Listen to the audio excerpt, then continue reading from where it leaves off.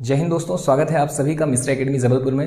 दोस्तों, मध्य प्रदेश की श्रृंखला के अंतर्गत आज भाग 2 आपके सामने है, जहां पर हम मध्य प्रदेश की सामान्य जानकारियों के ही आगे की चर्चा करने वाले हैं, जो कि हमने पहले पार्ट 1 में किया हुआ है। उसके आगे जैसे दोस्तों आज हम चर्चा करने वाले हैं उच्च न्यायालय से संबंधित अन्य महत्वपूर्ण तथ्यों की। साथ ही साथ में दोस्तों आज चर्चा होगी मध्य प्रदेश में उपस्थित या मध्य प्रदेश में स्थित भारत के या अविभक्त भारत के या अखंड भारत के केंद्रीय बिंदु इत्यादियों की।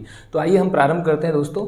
और सबसे महत्वपूर्ण चीज़ जो है इसे प्रारंभ करने के पहले वो ये है कि भाई इसके बाद ही आपके सामने जो है भाग 3 होगा मध्य प्रदेश की सामान्य जानकारियों से ही अंतर्गत, है ना। और इसमें जो है हम बातचीत करेंगे संभाग की, जिलों की, ठीक है। अच्छा, और उसमें क्या इंपॉर्टेंट होता है दोस्तों, तो उसमें महत्वपूर्ण चीज़ होती है कि भाई हमें ये देखना होता है कि जिले जो हैं कितने हैं, तो उन जिलों का जो है गठन, तो गठन की दोस्तों एक अलग श्रृंखला आएगी, गठन की एक अलग आपके सामने वीडियो होगी। और फिलहाल तो सामान्य जानकारियाँ चल रही हैं, तो आइए हम प्रारंभ करते हैं इसे। सबसे पहले दोस्तों यदि हम बात करें संभाग की कि भाई मध्य प्रदेश में संभाग कितने हैं, ठीक है। तो मध्य प्रदेश में संभागों की संख्या है दोस्तों 10 और जिले कितने हैं 52। हालांकि इसकी चर्चा हमने पहली वीडियो में भी की हुई है। अब देखिए आप बात को समझिएगा यहाँ पर कि भाई संभाग और जिलों को लेकर के मध्य प्रदेश का जब हम गठन पढ़ेंगे दोस्तों, तो उसमें हम सारी चीज़ों का अध्ययन करेंगे कि कौन सा जिला किस वर्ष गठित हुआ, उसकी दिनांक क्या है, कौन सी समिति की अनुशंसा पर गठित हुआ, ये सारे प्रश्न वहाँ पर कवर होंगे। फिलहाल हमें बस एक सामान्य जानकारी के अंतर्गत इतना ही डाटा अपने पास रखना है कि भाई संभागों की संख्या कितनी है तो 10 और जिलों की संख्या कितनी है तो 52। अच्छा, इसके बाद महत्वपूर्ण क्या है यहाँ पर बेसिक जानकारियों में, तो प्रस्तावित कि कितने संभाग अभी प्रस्तावित हैं। तो याद रखिएगा दोस्तों, अभी वर्तमान में 2 संभाग प्रस्तावित हैं, एक है छिंदवाड़ा और एक है रतलाम। इसके बाद बात की जा रही है जिलों को लेकर के। तो यदि हम बात करें मध्य प्रदेश के जिलों की दोस्तों, तो जिलों में संख्या आपको आंसर लगाना है कि 52, ठीक है। अब एक बहुत महत्वपूर्ण बात, कुछ लगभग ये 1.5 साल पहले की बात है, तब जिले और प्रस्तावित किए गए थे। ये कहा गया था कि भाई 4 जिले जो हैं प्रस्तावित हैं, 4 जिलों का और हमें क्या करना है, गठन करना है। लेकिन सबसे महत्वपूर्ण चीज़ 4 के बाद दोस्तों सुर्खियों में 5 भी हुए। उसके बाद अभी वर्तमान की यदि हम बात करें तो वर्तमान में आप कोई भी पुस्तक उठा करके देखेंगे जो भी अभी वर्तमान में मध्य प्रदेश की करंट अफेयर को कवर कर रही होगी, या आप मध्य प्रदेश शासन की साइट पर भी जाकर के, गवर्नमेंट की साइट पर भी जाकर के यदि आप सर्च करें, देखें, तो आप पाएंगे कि वर्तमान में 3 की चर्चा है। तो अब हम क्या करें भाई, तो हमारे लिए सबसे बढ़िया चीज़ ये है कि हम उनसे बनने वाले जो भी प्रश्न होंगे, ठीक है, हम उन्हें कवर कर लेते हैं। यानी हम अपने दिमाग में ना केवल 3 बल्कि 4, 5 जो भी हैं, हम सारा डाटा अपने दिमाग में रखते हैं। तो भाई यहाँ पर हम देखें तो नंबर 1 पर है नागदा, सेकंड पर है मैहर, थर्ड पर है चचौड़ा।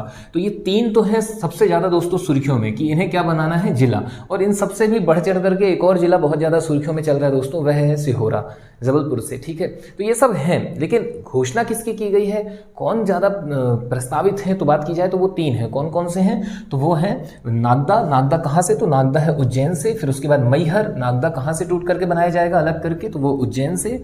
मैहर सतना से, और चचौड़ा दोस्तों वो है गुना से, ठीक है। अब इसके बाद 2 और हैं जिन्हें आप नोट कर लीजिएगा, वो है एक बागली कहाँ से, देवास से, और एक नैनपुर बनेगा जो कि कहाँ से, मंडला से।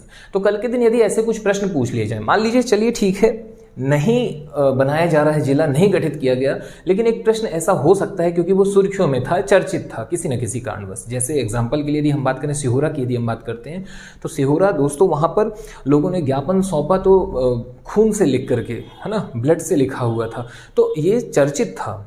अब चर्चित चीज़ें पूछी जा सकती हैं कि सिहोरा किस जिले के अंतर्गत है ना। तो वैसे ही यहाँ पर प्रश्न बन सकता है कि भाई नैनपुर कहाँ, तो मंडला। तो ये आप नोट कर लीजिएगा। तो हमने क्या यहाँ पर चर्चा की कि भाई प्रस्तावित कितने में, तो 3 भी, 4 भी, 5 भी, जिसमें से वर्तमान में 3 है ना, और जिले कितने हैं वर्तमान में, तो 52। फिर बात की जाए दोस्तों तहसील को लेकर के कि मध्य प्रदेश में तहसीलों की संख्या। अब इसके पहले एक बहुत महत्वपूर्ण बिंदु दोस्तों वो ये है कि भाई आगे चल करके हम नगर पालिका भी पढ़ेंगे, नगर पंचायत भी पढ़ेंगे, हम जिला पंचायत भी पढ़ रहे हैं, हम ग्राम भी पढ़ेंगे, राजस्व ग्राम भी पढ़ेंगे। तो भाई ये जो आंकड़े होते हैं ये परिवर्तनशील हैं। परिवर्तनशील का मतलब ये समय के साथ परिवर्तित होते ही होते हैं निश्चित तौर पर। यदि हम बात करें प्रारंभ में, तो प्रारंभ में कहाँ मध्य प्रदेश में 52 जिले थे, लेकिन वर्तमान में 52 जिले हैं, आगे चल करके 55 होंगे।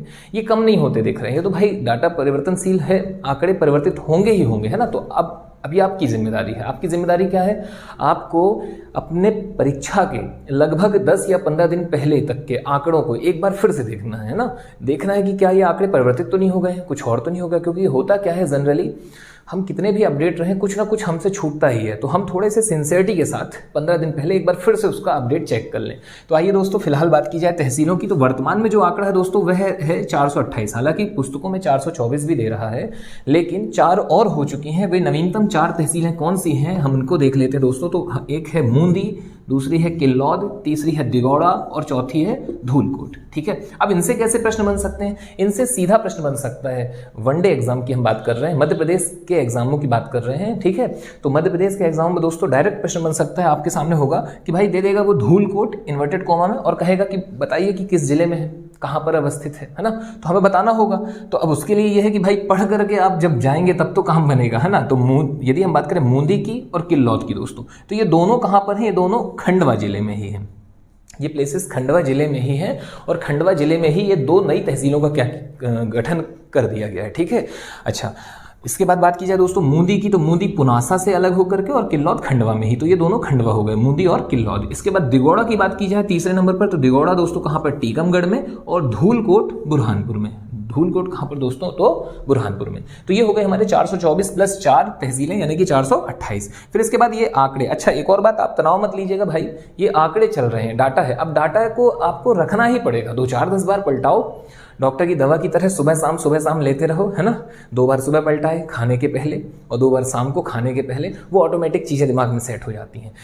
इनके कोई कॉन्सेप्ट तो है नहीं कि अब कॉन्सेप्ट पर हम चर्चा करें, है ना। तो ये तो फैक्ट ही है, आपको इसे रखना ही होगा। ऐसे ही विकास खंडों की बात करें दोस्तों, तो विकास खंडों की संख्या है मध्य प्रदेश में 313 और सबसे महत्वपूर्ण आदिवासी विकास खंड। आदिवासी विकास खंडों से भी प्रश्न पूछे जाते हैं। तो इन 313 में से आदिवासी विकास खंडों की संख्या कितनी दोस्तों? तो वह है 89। अच्छा आदिवासी विकास खंडों की यदि हम बात करें दोस्तों, तो आदिवासी विकास खंडों से एक अतिरिक्त प्रश्न जो है शायद ये देखने मिल सकता है, क्योंकि ऑनलाइन जब एग्जाम होते हैं तो बहुत सारे क्वेश्चंस वहां पर बनाए जाते हैं। ठीक है, तो क्या मिल सकता है? वो ये मिल सकता है कि ये जो आदिवासी विकास खंड है ये कितने जिलों में है। ठीक है, क्या 52 जिलों में है क्या? नहीं। तो ये कहां पर फैले हुए दोस्तों? ये 20 जिलों में है। और कितने संभागों के अंतर्गत हैं ये 20 जिले? 7 संभागों के अंतर्गत। अब कौन कौन से संभाग हैं, कौन कौन से जिले हैं, इतने डेप्थ में जाने की आवश्यकता नहीं है, लेकिन एक मोटे तौर पर आपको आइडिया है कि भाई जो 8-9 है, ये 8-9 क्या है हमारे आदिवासी विकास खंड है, ये 7 संभागों के 20 जिलों में है। ठीक है, अब हम अगले प्रश्न की ओर चलते हैं दोस्तों। अगला है हमारा नगर निगम। नगर निगम दोस्तों बहुत महत्वपूर्ण मुद्दा है, बहुत इंपॉर्टेंट। नगर निगम क्यों इंपॉर्टेंट है आप बात को समझिएगा, क्योंकि इससे बहुत प्रश्न पूछे गए हैं कि मध्य प्रदेश का पहला नगर निगम। ठीक है, मध्य प्रदेश में नगर निगमों की संख्या, पहली नगर पालिका, ऐसे प्रश्न पूछे गए हैं। भारत का पहला नगर निगम, तो ऐसे प्रश्न पूछे जाते हैं। भारत वाली चर्चा भारत पर होगी और वर्तमान में हम मध्य प्रदेश पढ़ रहे हैं भाई, तो हमारी चर्चा जो है यहाँ पर मध्य प्रदेश की होगी। तो नगर निगमों की संख्या बात करें दोस्तों, तो 16 + 2 पुस्तकों में +2 आना स्टार्ट हो चुका है, शुरू हो चुका है। +2 क्यों, वो अभी आप देखेंगे। यानी कि 2 यहां पर क्या है दोस्तों, मंजूरी दे दी गई है, प्रस्तावित है। ठीक है, और 16, तो 16 की यदि हम बात करें दोस्तों, तो 16वां कौन सा है हमारा? वो है मुरैना, जो कि 8 अगस्त 2014 को क्या किया गया दोस्तों? तो नगर निगम घोषित किया गया। ठीक है, बनाया गया, गठित किया गया। अब सबसे इंपॉर्टेंट बात, नगर निगम की यदि हम बात करें दोस्तों, तो यहां पर एक एक्ट है जो हमें याद रखना इंपॉर्टेंट है कि किस एक्ट के तहत, तो Madhya Pradesh municipal corporation act 1956 के तहत गठित किए जाते हैं। ठीक है, तो ये एक इंपॉर्टेंट प्रश्न था, आप नोट कर लीजिएगा। कौन सा है? Madhya Pradesh municipal corporation act 1956 और नगर निगम की संख्या कितनी है दोस्तों? तो 16 और 18 आप आंसर लगाइएगा। 2 और जो प्रस्तावित होने भी मंजूरी दे दी गई। लेकिन अगर प्रश्न पूछ ले 16वां कब? तो 2014 में। और अब बात की जाए दोस्तों प्रस्तावित जो 2 हैं उनकी, तो प्रस्तावित 2 कौन से हैं? वो है एक भिंड और एक है दतिया। दतिया का प्रस्तावित होना, दतिया को मंजूरी मिलना, ठीक है, ये आपके लिए बहुत इंपॉर्टेंट होने वाला है। क्यों? हम देखेंगे आगे आने वाली जब हमारी सीरीज होगी उस पर। तो फिलहाल तो आप देखें कि भिंड और दतिया 2018 में इन्हें क्या किया गया? प्रस्तावित थे, मंजूरी दे दी गई। याद रखना कितना आसान है दोस्तों। क्यों? क्योंकि 18 में लास्ट में क्या आ रहा है? 18, यानी कि अब नगर निगमों की संख्या कितनी हो चुकी है? 18। ठीक है, अब बात की जाए दोस्तों पहला कौन सा है, तो पहला है दोस्तों बहुत महत्वपूर्ण, ठीक है, जबलपुर को कब घोषित किया गया, कब बनाया गया, कब गठित किया गया? तो 1864 में, 1864 में। ये भी आप डेट नोट करें। और अब अगली इसी कड़ी में देखिए, बात को समझिएगा आप। मेरे ख्याल से जहां तक मैं समझ पा रहा हूं, और मैं अपने ही पढ़ाई की बात करूं, मैं जब मैंने मध्य प्रदेश को पढ़ा, मुझे दोस्तों लगभग मध्य प्रदेश को पढ़ते हुए 10 से 12 वर्ष तो निश्चित तौर पर हो गए हैं। जब मैं और यदि मैं बात करूं दोस्तों मध्य प्रदेश से मैं कब से रूबरू हूं, तो लगभग इसके पहले भी 3-4 वर्ष, उसके पहले जब से हमने समझा तो 10-12 साल, और इसके पहले 3-4 साल। ठीक है, उसके कुछ और कहानियां हैं, वो कभी और चर्चा होगी। ठीक है। तो फिलहाल यदि बात की जाए तो दोस्तों तब से लेके अब तक में, ठीक, यानी बचपन से लेके 55 तक की उम्र में अभी तक हमने कभी भी नगर निगमों को पूरा नहीं पढ़ा था कि जितने हैं हम वो पूरी लिस्ट याद रखनी चालू कर दें कि कौन कौन है। लेकिन मुझे ऐसा लगता है अब वर्तमान में चूंकि ऑनलाइन परीक्षाएं हैं तो आपको एक मोटे तौर पर अंदाजा होना चाहिए कि भाई नगर निगम कौन कौन से हैं, 4 ऑप्शन, निम्नलिखित में से कौन सा नगर निगम नहीं है। जब आपको जानकारी होगी तब तो आप, अच्छा कुछ तो ऐसी चीज़ें हैं कि जो ऑप्शन पे हो तो डेफिनेटली आप आंसर लगा ही देंगे कि हाँ भाई ये तो है। अब जबलपुर है ही है, भोपाल है ही, है ना, तो ये ऐसे आंसर तो आपके लग जाएंगे। लेकिन फिर भी बीच में एक आध दो बिरले ऐसे जिले या ऐसे नाम हो सकते हैं जिसमें हम फंस सकते हैं, तो क्यों ना हम इसे पूरा ही देख लें, एक नज़र देखने में क्या बुराई है, ठीक है।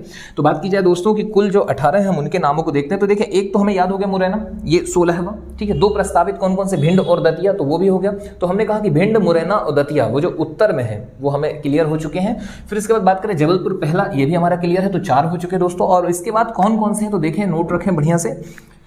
अब इसमें दोस्तों महत्वपूर्ण है हमारे, पहले तो हम वो बड़े शहरों के नाम रख लें, इंदौर, भोपाल, ग्वालियर, ये तो कोई भी नहीं छोड़ेगा, डेफिनेटली ये है ही, ठीक है। फिर इसके बाद दोस्तों यदि हम बात करते हैं तो अब और कौन सा हो सकता है, तो सागर, रीवा, और बात की जाए तो उज्जैन भी है, ठीक है। फिर अब इसी कड़ी में दोस्तों जब हम आगे बढ़ते हैं, अब आप देखिएगा इंपॉर्टेंट क्या है, खंडवा, बुरहानपुर, देवास, सतना, सिंगरौली, कटनी, छिंदवाड़ा और रतलाम, ये सारे महत्वपूर्ण हैं।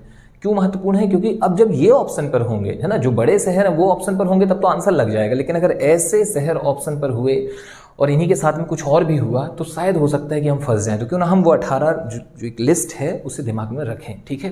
फिर इसके बाद दोस्तों बात की जा रही है नगर पालिका की, कुछ और ये आंकड़े हैं नगर पालिका की। हम बात करें दोस्तों तो 98, वर्तमान में 98, नगर पंचायत 264, जनपद पंचायत दोस्तों 313, जिला पंचायत की बात करें दोस्तों तो 52, ठीक है। और सबसे महत्वपूर्ण चीज ग्राम पंचायत, ये थोड़ा सा यहाँ पर जो है प्रश्न आपको विशेष तौर पर ध्यान रखना होगा कि भाई ग्राम पंचायतों को लेकर के 2 आंकड़े मिल रहे हैं, एक है 23,006 ग्राम पंचायत है और एक है 23,922। अब ये डिपेंड करेगा कि ऑप्शन में क्या है। अच्छा दूसरी बात, आंकड़े, मैं बार बार कह रहा हूं कि आंकड़े ऐसे याद नहीं होंगे, आंकड़े आपको डॉक्टर की दवा की तरह सुबह शाम देखना ही होगा, है ना, ठीक है। फिर बात की जाए दोस्तों ग्राम की कि वर्तमान में कुल कितने ग्राम हैं मध्य प्रदेश में, यानी वो जो 52 जिले हैं, इन 52 जिलों के अंतर्गत कुल कितने ग्राम हैं।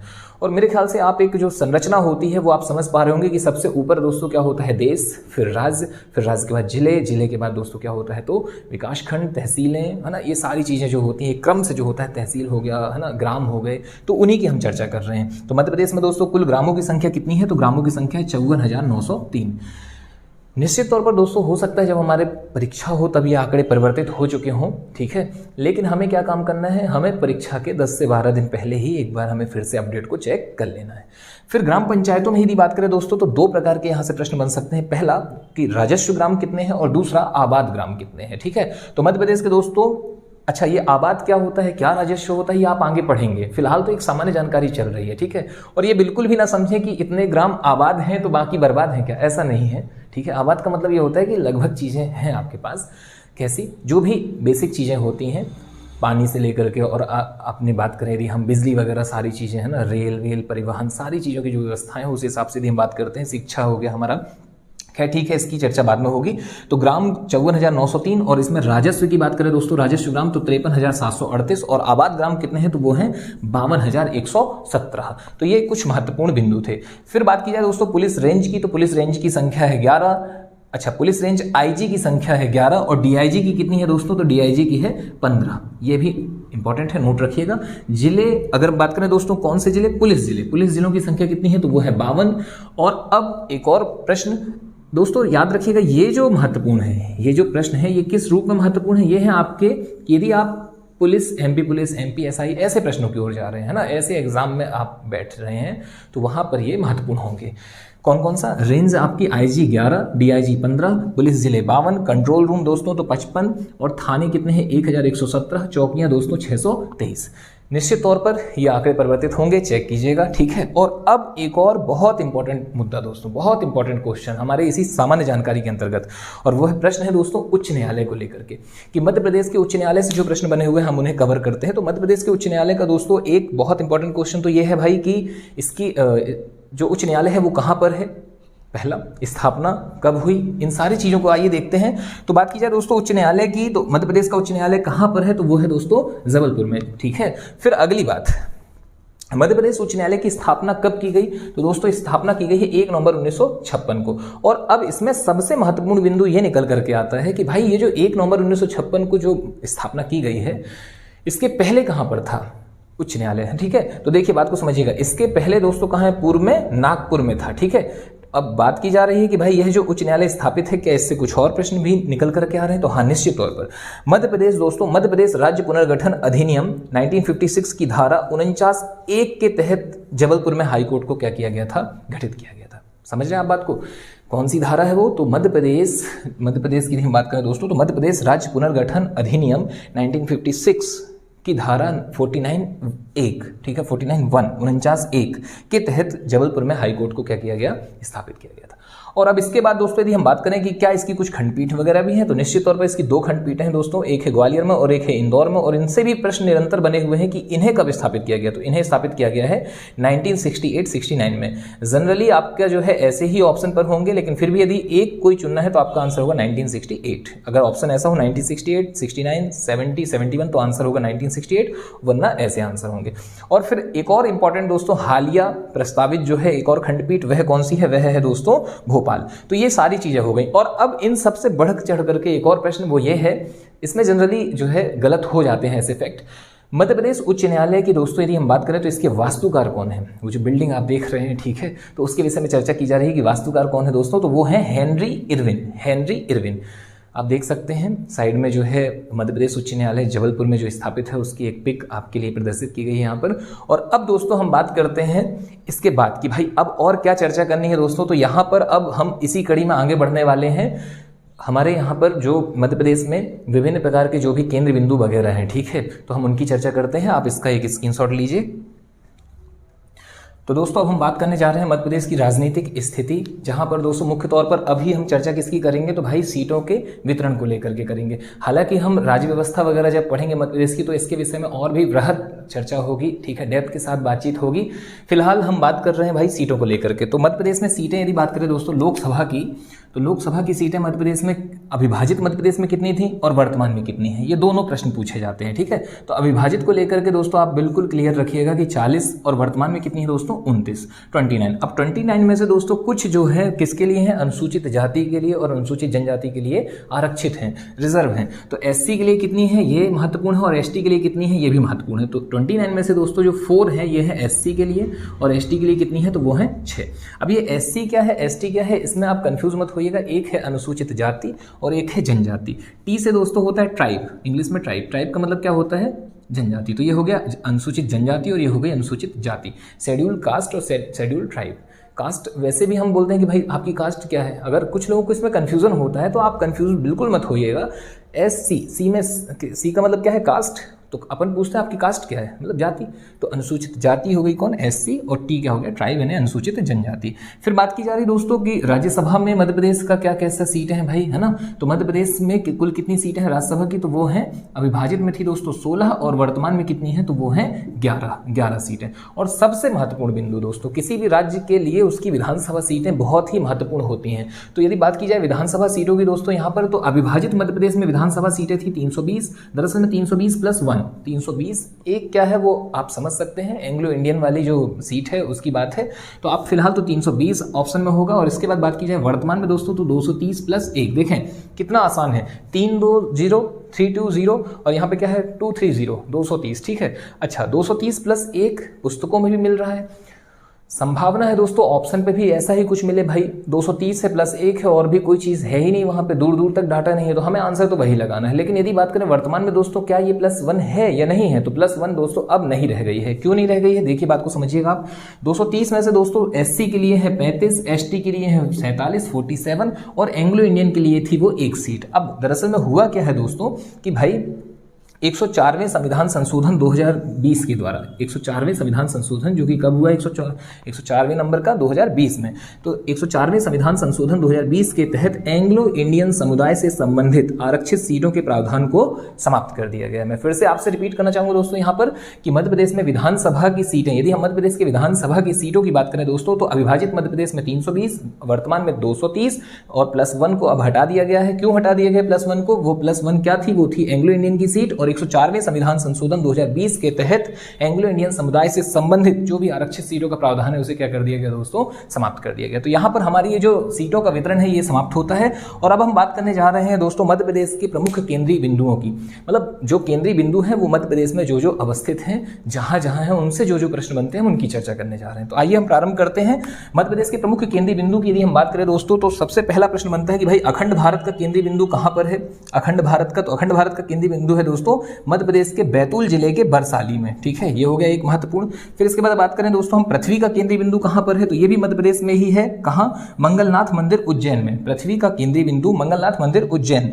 और यहाँ के विषय में एक बहुत इंपॉर्टेंट है, हालांकि हम पढ़ेंगे उज्जैन को, ठीक है, पवित्र नगरी, धार्मिक नगरी, इसके विषय में हम पढ़ेंगे, ठीक है, तीर्थ स्थल, पवित्र और सारी चीज़ों में हम पढ़ेंगे। तो यहाँ पर दोस्तों 84वें जो 84 महादेव हैं, इन महादेवों में से 47 नंबर के जो महादेव हैं वो यहाँ पर उपस्थित हैं, ठीक है, यहाँ पर विराजमान हैं।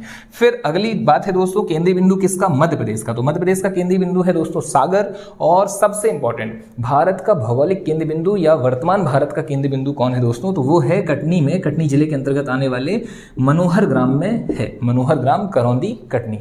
अब ये मनोहर ग्राम का नाम कैसे मनोहर पड़ा, इसके पीछे की क्या कहानी है, आप ज़रूर बताइए यदि हो सके तो। और यदि आपको जानकारी नहीं है दोस्तों तो आगे आने वाली कड़ी में आप इसके विषय में बहुत ही अच्छे तरीके से जानेंगे, ठीक है। तो उम्मीद है दोस्तों ये वीडियो आपको समझ में आई होगी, आपका सारा डाटा लगभग कंप्लीट हो चुका होगा। और इसके बाद अब दोस्तों आपके सामने एक और लेक्चर अवेलेबल होगा, वो दरअसल में दोस्तों वो रहेगा हमारा मध्य प्रदेश की, हमारी ये सामान्य जानकारी के अंतर्गत 2 हो चुके हैं दोस्तों। और अब हम बात करेंगे मध्य प्रदेश के जिले और संभागों को समझेंगे कि वर्तमान परिदृश्य में कौन कौन से जिले किस किस संभाग के अंतर्गत आ रहे हैं, इसकी चर्चा करेंगे। और साथ ही साथ में दोस्तों वहीं पर हम बात करेंगे मध्य प्रदेश में कर्क रेखा की, मध्य प्रदेश में मानक समय रेखा की। तो ठीक है दोस्तों, मुलाकात अगली वीडियो में, ठीक है, चलें ठीक। तो आप इसे जो है कंप्लीट कीजिए प्रॉपर तरीके से। मुलाकात अगली वीडियो में। धन्यवाद। जय हिंद, जय भारत।